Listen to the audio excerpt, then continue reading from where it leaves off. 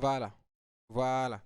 Récemment, nous avons installé les différents équipements. Après, nous avons également établi le câblage entre les différents équipements réseau. On va procéder cette fois-ci par la configuration. Nous avons deux types de configuration, à savoir la configuration par interface graphique ou encore la configuration par ligne de commande. Donc, libre à vous de choisir le type de configuration que vous souhaiterez y prendre. Mais on va voir le deux. On commence d'abord par l'interface, par la configuration par interface graphique, qui n'est rien d'autre qu'on clique sur l'équipement.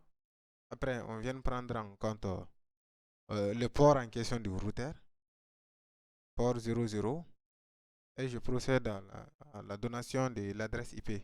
Là, je vais prendre le classique qui est le 192, le point 168.1. Point 1, ça sera un réseau 192.168.1.1. Je prends on directement. Le routeur a une adresse maintenant, a un numéro de téléphone. Après, je donne également une adresse IP à mon serveur web. Et au niveau du config, passe Ethernet, je lui donne également 192.168.1. Cette fois-ci, il sera le point 2. C'est là. Donc, l'adresse en question, le serveur en question d'ici aussi a une adresse qui est le point 2. Maintenant, le serveur DHCP, je lui donne aussi une adresse IP.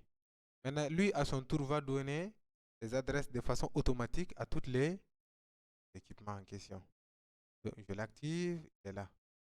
Le serveur DHCP en question est là.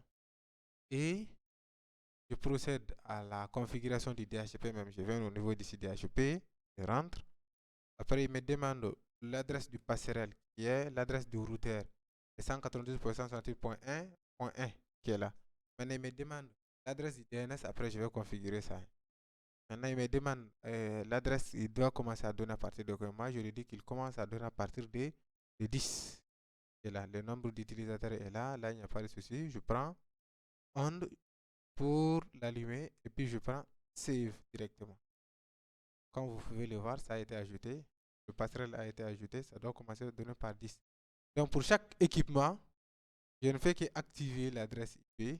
Je ne fais qu'activer plutôt le DHCP. Et puis, automatiquement, il reçoit une adresse IP venant du serveur qui est là. Là, vous voyez, l'équipement en question, il a eu le point 10.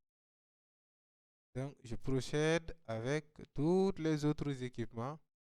Je ne fais que cocher le DHCP et puis ils viennent.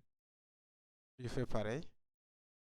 Le DHCP et puis il donne une adresse IP à tous les équipements en question. En ce moment, les différents équipements peuvent communiquer entre eux, peuvent s'envoyer des messages et recevoir également, qui sont là.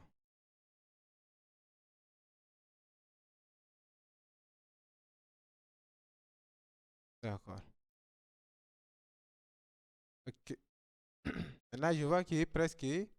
Voilà, ça c'est le 13, ça c'est le 14, ça c'est le 15, ça c'est comme le 11 et ça c'est le 10.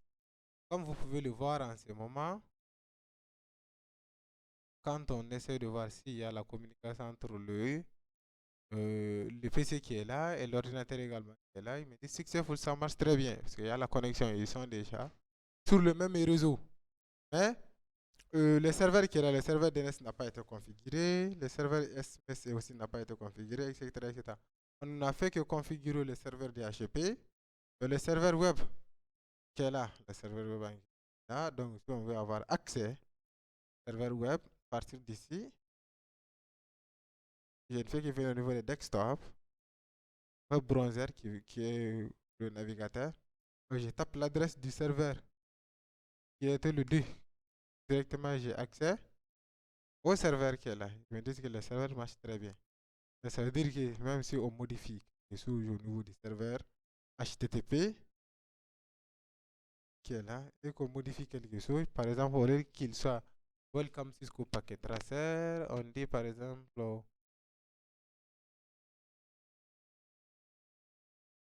Welcome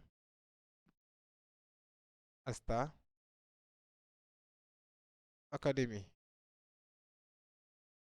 Je prends Save pour enregistrer. Et quand on essaie également d'avoir accès, vous avez vu, Welcome à Star Academy, etc., etc., etc. D'accord, prochainement, nous allons procéder à la configuration de l'autre adresse, de notre serveur DNS, ainsi également que les serveurs POP3, SMTP, les serveurs FTP également, etc., etc.